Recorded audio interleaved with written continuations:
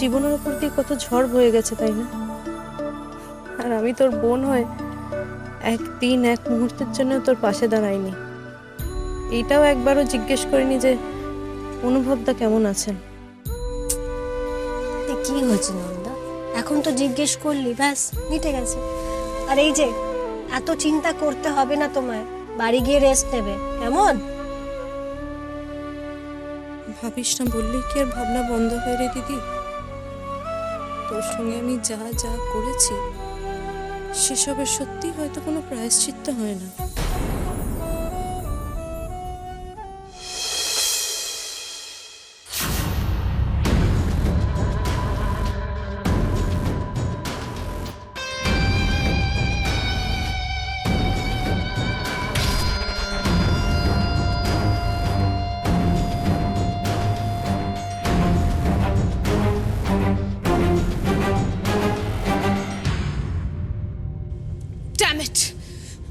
Daddy তো ফোনটাই লাগছে না।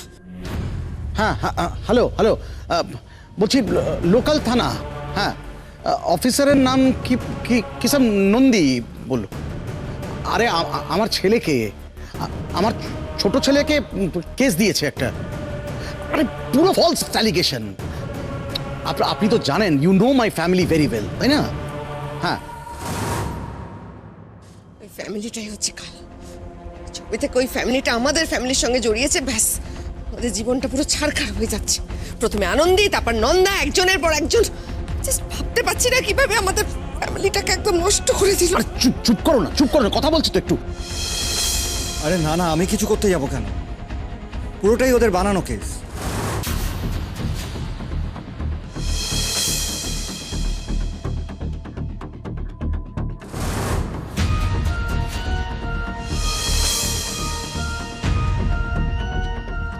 ওয়েল মিস্টার চ্যাটার্জি, আপনাদের ফোনে যা কথা বলার নিশ্চয়ই বলা হয়ে গেছে, আর বাকি যা কথা আছে সেটা থানায় গিয়েই বলবেন। মানেটা কি? কি বলছেন আপনারা? কি ওদের নিয়ে যাবেন নাকি? শুনুন, এটা কিন্তু আমি হতে দেবো না, কিছুতেই না। আপনি হতে না দিলে তো হবে না ম্যাডাম, প্লিজ আমাদের কাজটা করতে দিন, চলুন। ওয়েট,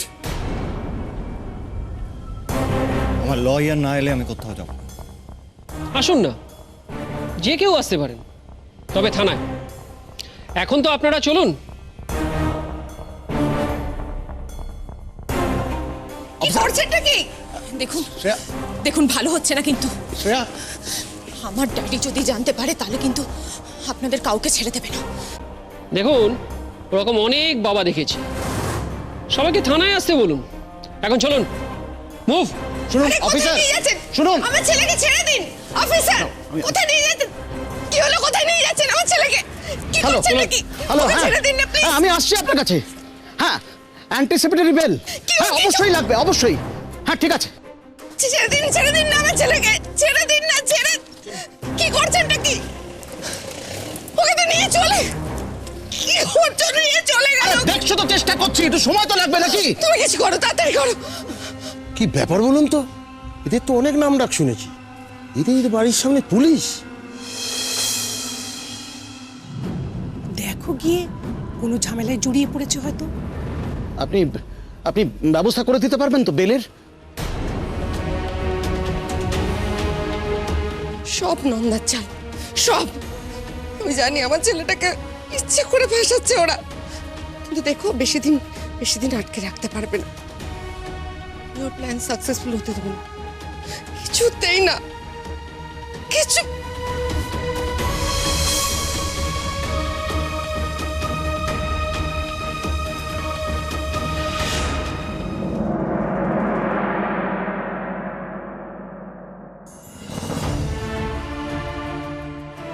আয় আয়, সাবধানে, হ্যাঁ? ওকে এখানে বসাই। হ্যাঁ, আয় মা, আয়।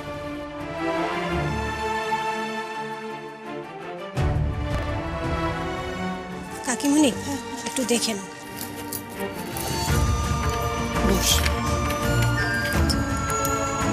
আচ্ছা, সব লেখা আছে তো খাওয়ার আগে পরে? হ্যাঁ, এটা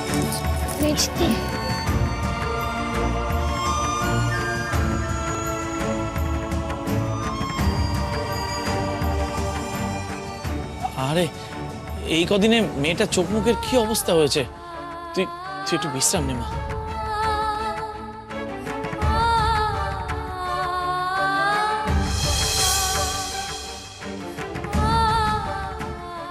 এ কি নন্দা বৌদিকে এ বাড়িতে নিয়ে আসা হলো কেন?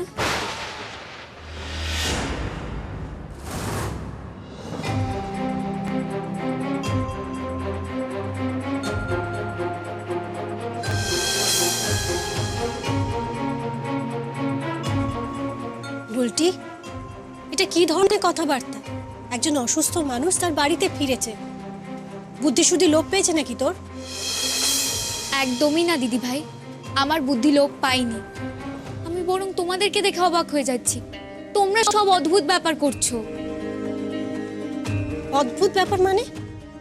এই যে একজনকে না বলে এ বাড়িতে নিয়ে চলে এলে, এটা আমাকে একবারও জানানোর প্রয়োজন মনে করলে না?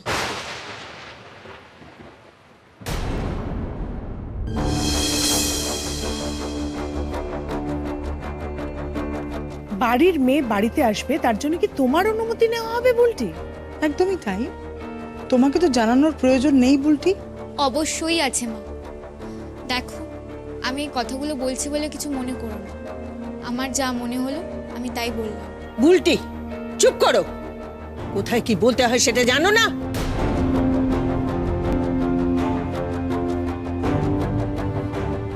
আমার মনে হয় এখন এত কথা না পারি ওকে নিয়ে তোমরা কেউ ঘরে যাও।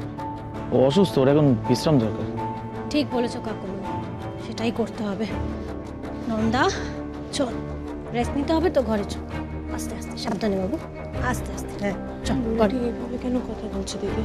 ওর কথা কানে তুলিস না, তুই চল ঘরে গিয়ে রেস্ট নিবি, চল আস্তে। হ্যাঁ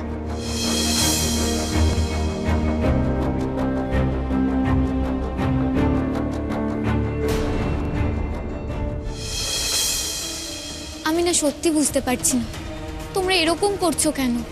আমি ভুলটা কি বলেছি? ভুলই তো বলেছো। নন্দা এত বড় একটা বিপদ কাটিয়ে এলো, কোথায় তার পাশে থাকবে? না না, তুমি তাকে এইভাবে বলছো, ওর খারাপ লাগছে না? লাগাই তো উচিত পিসিমণি।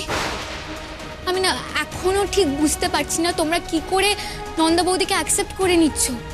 এই কদিন আগেই তো তোমরা নন্দা বৌদির সঙ্গে কোনো সম্পর্ক রাখতে চাও না, কারণ সে চোর, মিথ্যেবাদী, খারাপ মানুষ। চুপ করো তুমি। আমি দেখছি সেই হাসপাতাল থেকে তুমি নন্দার সম্পর্কে যা তা বলছো, ওর সঙ্গে দুর্ব্যবহার করছো। এটা নন্দার বাড়ি, ও যখন তখন এখানে আসতে পারে। এখানে আসার জন্য কি এখন ওর তোমার অনুমতি লাগবে নাকি? বাহ, কদিন আগে কিন্তু নন্দা বৌদি তোমাদেরকে বিপদে ফেলতে চেয়েছিল। এই বাড়িতে এসে এই বাড়ির ভাগ চেয়েছিল, ব্যবসার ভাগ চেয়েছিল। তখন কিন্তু তোমরা নন্দা বৌদির নামে নানান রকম কথা বলেছিলে। বলনি মা, বলনি পিসিমণি? অপু, তুমি বলনি?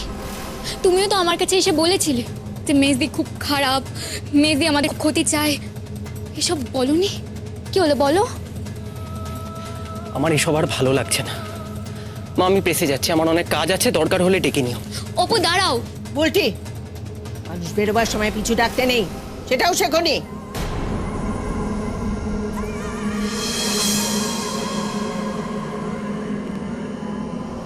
তার মানে এখন থেকে নন্দা বৌদি এখানেই থাকবে তো? হ্যাঁ, এখানেই থাকবে। শোনো বুলটি, এটা ওর বাড়ি, ও যখন তখন এখানে আসতে পারে। এখন থেকে ও এখানেই থাকবে। ওই বাড়িতে পাঠালে ওর উপর অত্যাচার করা হবে, তাই ও এখানেই থাকবে। আমি না সত্যি অবাক হয়ে যাচ্ছি। তোমার থেকে এই কথাগুলো আমি আশা করিনি। তোমার থেকেও আমি এমনটা আশা করিনি বুলটি। দেখো, নন্দার সঙ্গে তোমার বিরোধিতা থাকতে পারে, কিন্তু এখনো বিপদে পড়েছে। আর একটা মেয়ে হিসেবে কিন্তু তোমার ওর পাশে দাঁড়ানো উচিত। তা না করে তুমি ওকে এই বাড়িতে আসতে বাধা দিচ্ছ। হ্যাঁ, আমি ভাবতেই পারি না, আমি তোমার থেকে এটা আশা করি না। আমি অনেক কিছু আশা করিনি মা, কিন্তু সেগুলোই এখন এই বাড়িতে হচ্ছে। আর আমি না চাইতেও সেগুলো আমাকে মেনে নিতে হচ্ছে। কিন্তু আমি একটা ব্যাপার এখনো বুঝতে পারছি না, তোমরা কি করে নন্দা বৌদিকে এতটা বিশ্বাস করছো। পিসিমণি, তুমি ভুলে গেছো নন্দা বৌদি ঠিক কি কি করেছে? শোনো বুলটি, ও কি কি করেছে সেটা বারবার করে তোমাকে বলে দিতে হবে না। সেটা আমরা সবাই জানি, আর কেউ কিচ্ছু ভুলেও যায়নি।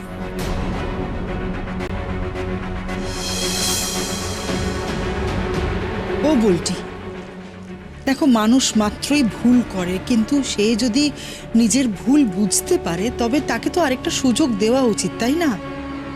আর আমার ধারণা দেখো যে নন্দা নিজের ভুল বুঝতে পেরেছে, তাই তুমি যদি এখন ওকে ক্ষমা না করো, যদি ওকে আরেকটা সুযোগ না দাও, তাহলে তো তুমি ওরই মতো অন্যায় করবে, তাই না? ও মামা, হ্যাঁ তুমি আমার না বাবা, আমার কথা শোন, এমন করিস না লক্ষ্মী মা আমার, নতুন করে আর আর বিপদ ডেকে অশান্তি ডেকে আনিস না, জল ঘোলা করিস না, এমন লক্ষ্মী মা। হ্যাঁ